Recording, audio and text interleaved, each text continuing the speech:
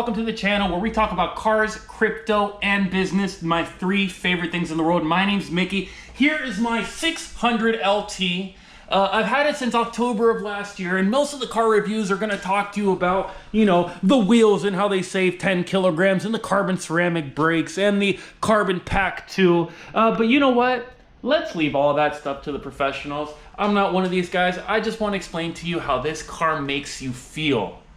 Every time you start it, every time you accelerate it, it fires every synapse, every sensation in your body. Guys, if you're in the marketplace for anything like this, whether it be a 458, 488, I don't know, even an F12 or a Lamborghini Huracan, this is the car to get. And thank God that McLaren made it so bad at keeping its value. Thank God that the residual of this car is so terrible, because it's made it affordable. It's made it to the point that almost anyone with a decent income with a little down payment can go out and buy this thing. But anyways, the point of this video is for me to explain to you guys how it makes me feel. I'm not a professional reviewer, but I am an owner. And you guys are gonna absolutely love how this thing just grabs you deep inside, even though that sounds weird, and it shakes your core and wakes you up and makes you feel alive. Anyways, that's what we're gonna cover in this review. Let's get right into it. Yeah, so a couple quick things that you need to know about with this car. I mean, here's what the key looks like. You've probably seen a million McLaren keys. Yeah, it loses its connection all the time and it can't start the car, you know, typical McLaren problems. Nonetheless, you press this little button twice, it brings down the window, and there's a little button down here. You press it, open the door up, Lamborghini style, aka McLaren style, which is even better. Anyways, you have to climb over this sill, which most people don't talk about. Like, yeah, it's so easy to get in and out of. No, it's not. You need a gymnastics profession to be able to do so. But anyways, once you get in the car, the cockpit is quite comfy. Something super ghetto about this car is that the seats, because these are the P1 racing seats, are manual. So you got to pull this thing and pull it up and pull it back every time you stop the car. No big deal. But anyways, to start the car, like every token McLaren review, you hit this little button, start engine, put the brake in, press that guy, and it should fire to life. Listen to it. Oh, listen to it. Listen to that. Look at the top exit exhaust right there. That's probably the best feature about this car. I'm gonna do a little rev, just a little bit. Oh my goodness. Oh my goodness. Anyways, let's go on our way. So here we are on our way in the McLaren. I'm gonna turn the camera around and show you how the car starts off in this really terrible automatic mode. It's not really exciting. Like when you step on it, nothing happens because the turbo lag's so immense. And the car is just really boring. It becomes kind of like a daily driver. And that's not the kind of car that I want to drive, right? When I want to get in this, I want to feel like it's gonna get me super, you know the word I'm thinking of.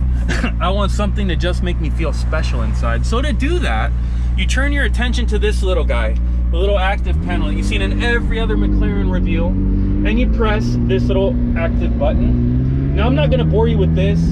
You want to keep this in handling comfort so that you don't break your back over every bump, but the most important things here are the powertrain. And the distinction between the two is sport and track. Sport and track. Hard shifts, like really hard every time you hit the button or every time you hit the paddle, and soft, buttery shifts. Shifts that are so seamless, probably the fastest mode, but me, I like it rough. I go in sport mode. So sport mode really stiffens up those shifts and does huge pop sounds in between shifts. Listen. Oh man. Oh, I'm gonna get in trouble. Oh my goodness. Oh my goodness. Okay. Oh my goodness. You see in between the shift how you're kicked in the butt. Okay, it kicks you so hard, and I love that feeling because when the catalytic converters warm up, it shoots these huge flames on shift.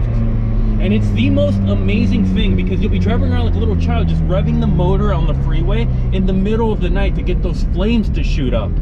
Now acceleration in this car is immense. It just pulls, man. It pulls, and as it warms up, it makes these sounds. Oh my God, it just almost slid out from underneath me. I almost wrapped it around a tree, kind of like that one time I hit the freeway on-ramp wall.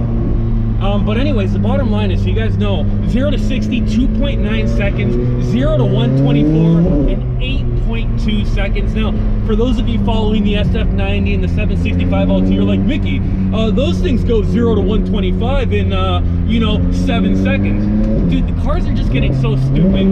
This is more than enough performance. This is way more than enough performance, and way more than what is necessary to get you in trouble. Now, just in the brakes, look at that. The brakes are so immense. They're right off the 720S, but because this car is lighter, it only weighs 2,940 to 3,000 pounds, depending on the spec. Hold on, listen. Oh man, you see what I'm saying?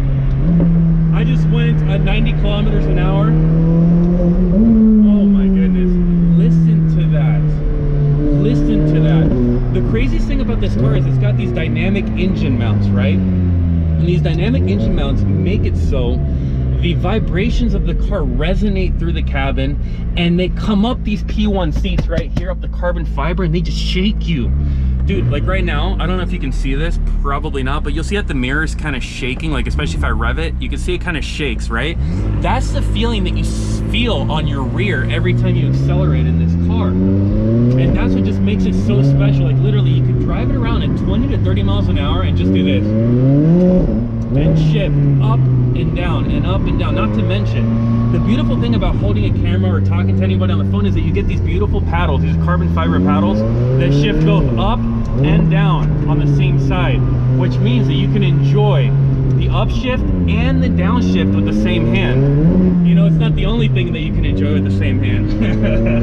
But anyways, the car is absolutely amazing. Like, these track-focused McLarens might be the best cars ever made. Why would you even bother with a GT3 RS or a GT3 or a 488 or a 458? Like, obviously, if you're going to get something super used, there's a big discount to be had by buying these cars.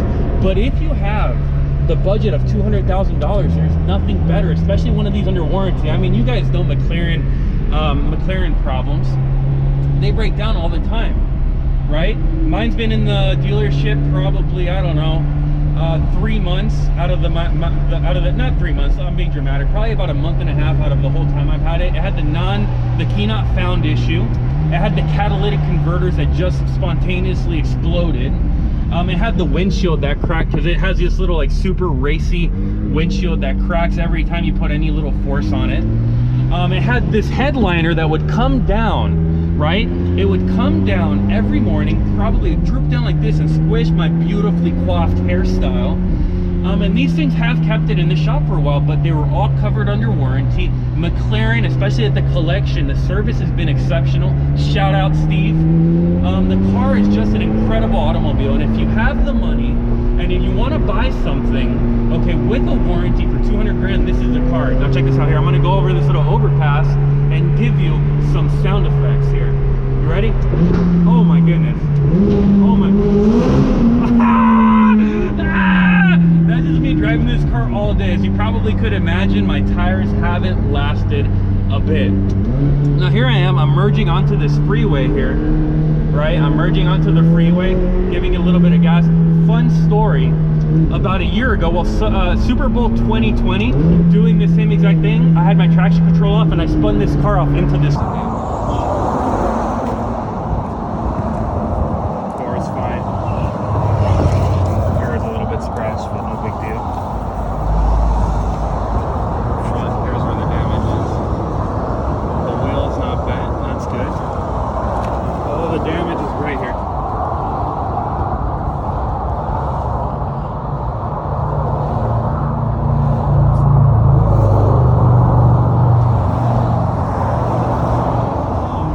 And almost totaled the car.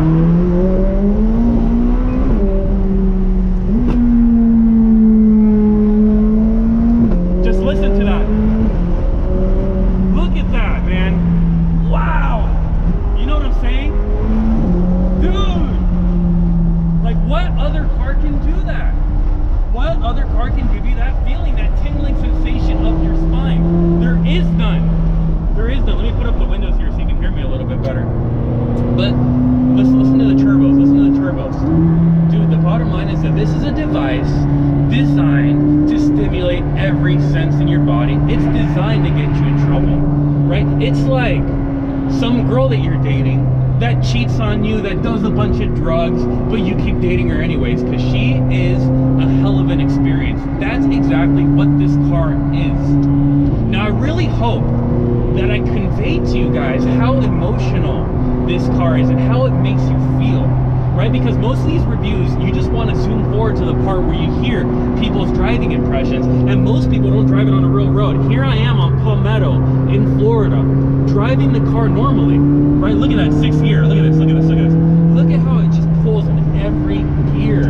Hold on. Oh my goodness. Anyways, guys, I hope you enjoyed my very first review on the McLaren 600LT. I have a lot more cars to come, a lot more reviews to come, and a lot more to share with you about cars, crypto, and business. I hope you guys have a great day. Take care.